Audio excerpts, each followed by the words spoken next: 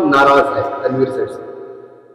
मैं आप जो पूछ रहे हैं सही बात है, तो लोगों का क्या रिस्पॉन्स है सर? यहाँ पर डेवलपमेंट हुआ है या नहीं हुआ है, इसकी वजह से लोग चेंज चाह रहे हैं? चेंजेस चाहिए।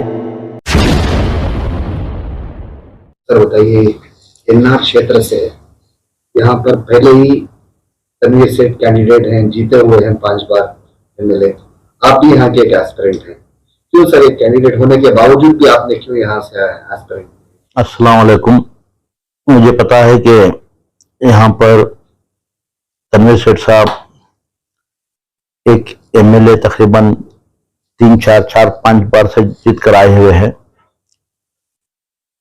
फिर भी मैं कांग्रेस पार्टी से यहाँ पर मैं टिकट पूछ रहा हूँ।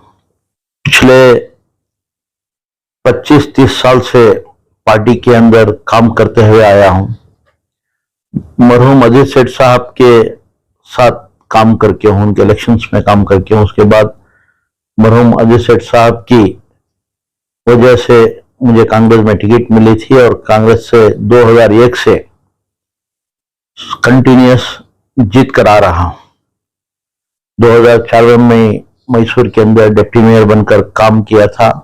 2008-9 में मेयर बनकर मैसूर के अंदर काम किया हूँ और कारपोरेशन के अंदर रूलिंग पार्टी लीडर और अपोजिशन पार्टी लीडर, अभी भी अपोजिशन पार्टी लीडर हूँ। तकरीबन 20-22 साल से लगातार कारपोरेटर बनकर यहाँ पर काम कर रहा हूँ। तो मैं ये जो टिकट है पहली बार नहीं पूछा हूँ, पिछले टर्म भी मैं टिकट पूछा हुआ था। उस वक्त आली जनाब सिद्धरामैया साहब ने बुलाकर बात कर नई पार्टी के लिए काम करो, आने वाले दिनों में कुछ ना कुछ किया जाएगा, ये कहकर भेजा हुआ था। उस वक्त हम सब मिलकर तनवीर सेठ साहब को ही काम करे थे। पिछले इलेक्शनों में भी मैं तनवीर सेठ के लिए ही काम करते आया हूँ और उनको जिताने के लिए मेरे से जितना भी कोशिश कर सकता हूँ कर जिताया हूँ। और मेरी वार्ड जो है एक ऐसी वार्ड है कि जब भी इलेक्शंस होते हैं तो मेरी वार्ड से ही अच्छी तादाद में लीड दी जाती है कांग्रेस पार्टी को और तनवीर सेठ को। तो मेरी ख्वाहिश भी है, तकरीबन 20-25 साल से मैं कारपोरेटर बनकर काम करते हुए आया हूं और आगे बढ़ना सियासत के अंदर हर आदमी की एक ख्वाहिश रहती है। तो इस ख्वाहिश की तरह से कौम की खिदमत करने के लिए, अवाम की खिदमत करने के लिए आगे बढ़ रहा हूं। ख्वाहिश है या तनवीर सेठ ने कुछ ऐसा काम किया है जो आपको या यहाँ के लोगों को नापसंद आया हो, इस वजह से आप बनना चाहते हैं? मेरा ऐसा है कि सर झुकाकर काम करते जाना मेरा काम है। मैं यहाँ पर काम करते आया हुआ हूँ और आवाम भी चाहती है कि टिकट लेकर आओ, हम काम करेंगे साथ। तो मैं कोशिश कर रहा हूँ कि कांग्रेस पार्टी से ही टिकट ले, क्योंकि कांग्रेस पार्टी में ही हूँ मैं, तो कांग्रेस पार्टी से ही खड़े कर काम करेंगे। जो मेरा काम है मेरे तरीके से कर रहा हूँ, तनवीर सेठ का काम है तनवीर सेठ के तरीके से कर रहे हैं, लेकिन आवाम भी चाहती है क्या मुझे खड़ो। तो मैं ये चाहता हूं कि मेरे काम के ऊपर और जो मैं काम कर रहा हूं उसको देखते हुए मैं, यानी कि आवाम नाराज है तनवीर सेठ से। मैं आप जो पूछ रहे हैं सही बात है, लेकिन मैं ये नहीं कह सकता आवाम नाराज है। जब इलेक्शन में खड़ोते हैं तभी पता चलता है कि आवाम क्या है, कैसी है करके। जब एक ही पार्टी में हम दोनों हैं तो मेरा फर्ज पूछने का है, टिकट में पूछ रहा हूं।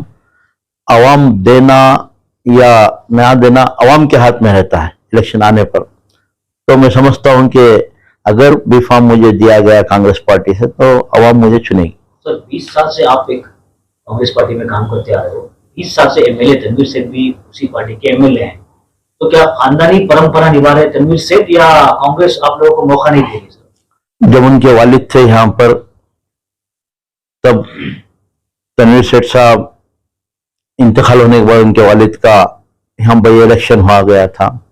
तब बाई इलेक्शन में हम सब साथ मिलकर तनवीर सेठ को ही लाना बोलकर, जो अजीज सेठ साहब के फर्जंद थे, तो हम कोशिश कर लाए हुए थे और जिताए भी। तो तकरीबन ऐसा ही जिता कर गए थे। कांग्रेस के अंदर जीतने जो कैंडिडेट है बहुत सारी जगह आप देखे हुए हैं, बाप से बच्चा, बच्चे से बच्चा ऐसा दिया जाता है। लेकिन यहाँ पर मैं मेरे काम के ऊपर पूछ रहा हूँ, ठीक, जो मैं काम कर दिखाया हूँ 20 साल के अंदर, पार्टी के अंदर जो मैं काम कर दिखाया हूँ, पार्टी के लिए जो मैं काम किया हूँ, इस बिना पर मुझे टिकट में पूछा। अगर इस बार आपको सीट नहीं दे तो क्या करोगे सर? नहीं, पिछली दफा भी मैं पूछा था। सिद्धरामैया ने वादा किया था। नहीं, पिछली दफा हम बात किए थे, बात करने के बाद सिद्धरामैया साहब जब तन्वीर सेठ साहब को बीफार्म दे रहे तो उस वक्त मेरे को बुलाकर बात किए थे। उस वक्त दूसरी पार्टी से भी मुझे ऑफर थे, बुलाए गए थे, लेकिन जब सिद्धरामैया जी बुलाकर बात किए तो हम पूरा ठुकरा कर जैसा पार्टी में वैसा ही काम कर लगे। इस बार भी देखेंगे इंशाल्लाह।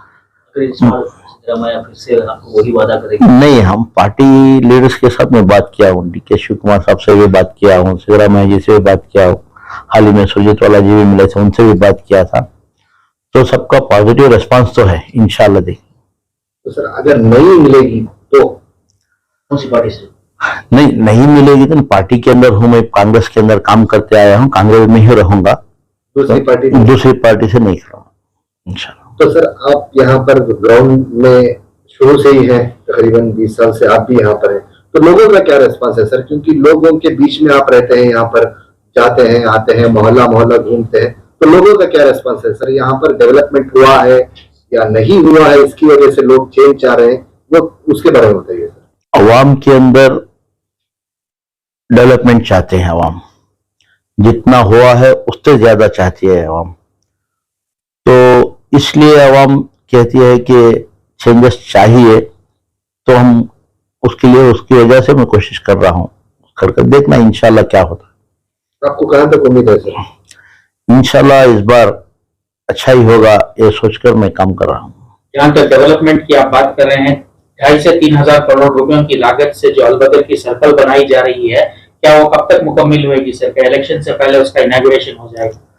इंशाल्लाह मार्च के पहले उसको इनॉग्रेशन करने की कोशिश कर रहा हूँ, हो जाएगी। तकरीबन काम खत्म होते हुए आया है, तो तकरीबन एक 30 तारीख से पहले मार्च ये काम कंप्लीट होगा, इंशाल्लाह उसी वक्त इनॉग्रेशन भी किया जाएगा। सर क्या अगला प्रोजेक्ट के लिए आप इसी तरह की जो ये सर्कल बनाई जा रही है वो कर्नाटक के लिए हो सकता है कि एक मिसाल के तौर पर होगी, क्या अगला कोई ऐसा भी प्रोजेक्ट आपके पास है जो करना चाह रहे हैं एनआर क्षेत्र के अंदर डेवलपमेंट को लेकर? जब भी मैं काम करता हूं कि हर टर्म में एक या दो ऐसे काम किया हूं जिसे सारा मैसूर देखा हुआ है। पिछले बार राजमार्ग बोलकर बनाया गया था वार्ड के अंदर, जब उदयगिरी पूरा मुझे मिला था, तो सारा मैसूर ही नहीं सारे कर्नाटक से आकर उस रास्ते को देखे हुए थे। उसके बाद ऐसे ही बहुत सारे काम थे जो एक के बाद पार्क्स वगैरह है, नेहरू पार्क बोलकर बनाया गया था, जो सारा मैसूर आकर देख रहा था उस पार्क को। पार्क के अंदर फाउंटेन्स वगैरह, सर्कल्स वगैरह ऐसे ही चल रहा था। तो इस बार अलबदर सर्कल बनाया गया है। इसी तरह से खुबा सर्कल में एक क्लॉक टावर डालने का एक मंसूबा है, वो भी इंशाल्लाह 1 महीने के अंदर स्टार्ट होकर कंप्लीट भी हो जाएगा। ऐसा ही मदीना सर्कल भी एक रेडी किया हूं। तो ऐसे प्रोजेक्ट चलते रहते हैं, जब तक अल्लाह ताला हमारे से काम लेता है तब तक काम करते रहते हैं।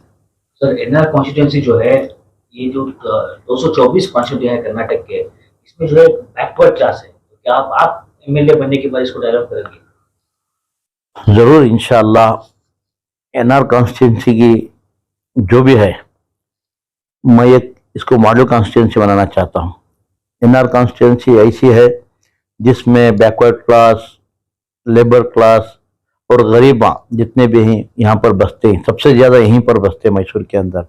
हम देख रहे हैं मैसूर के अंदर दूसरे इलाके बढ़ते ही जा रहे हैं, तरक्की करते ही जा रहे हैं, लेकिन हमारी कॉन्स्टिट्यूंसी यहाँ पे जो है वहीं पर रुक गई है। तो इसको डेवलप करना, इसको कमर्शलाइज करना, इसको आबाद करना हमारा फर्ज है। तो इंशाल्लाह अल्लाह मौका दिया तो आने वाले दिनों में ये भी एक बेहतरीन कॉन्स्टिट्यूंसी बनाकर दिखाऊंगा।